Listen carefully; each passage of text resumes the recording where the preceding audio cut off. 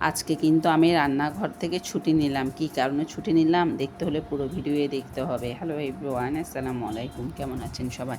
আশা করি সবাই অনেক ভালো আছেন। আলহামদুলিল্লাহ আমরাও ভালো আছি। আজকে একটা নতুন ব্লগ ভিডিও শেয়ার করছি। আজকে রান্নাঘর থেকে ছুটি নিলাম। এটা সন্ধ্যার দিকে ব্লগটা, সন্ধ্যা থেকে যে ভিডিওটা সেটা শেয়ার করছি। পরের দিনে ভিডিও একসাথে নিয়ে একটা ভিডিও আমি আপলোড করছি।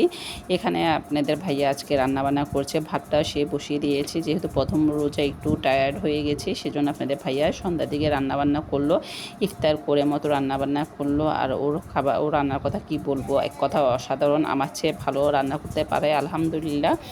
আসলে ভাগ্যক্রমে এরকম স্বামী পেয়েছি। যাই হোক, সবাই মাশাআল্লাহ বলতে অবশ্যই ভুলবেন না। এখানে কিন্তু আমি পরের দিন রান্নাবান্না করছি। পরের দিন যেহেতু পরোটা ভাজি খাবে ইফতারে, সেজন্য আমি ভাজিটা করে নিচ্ছি। এখানে ফুলকপি দিয়ে আলু দিয়ে ভাজি করছিলাম। আর এখানে আমি চিকেন রান্না করছি কাঁচামরিচের তরকারিতে, হয়তো আমি রিলসে সেটা শেয়ার করেছিলাম। তো আজকে ভিডিও কেমন হয়েছে সবাই অবশ্যই কমেন্টে জানাবেন। সবাই ভালো থাকবেন, সুস্থ থাকবেন, আমাদের জন্য দোয়া করবেন। আসসালামু আলাইকুম।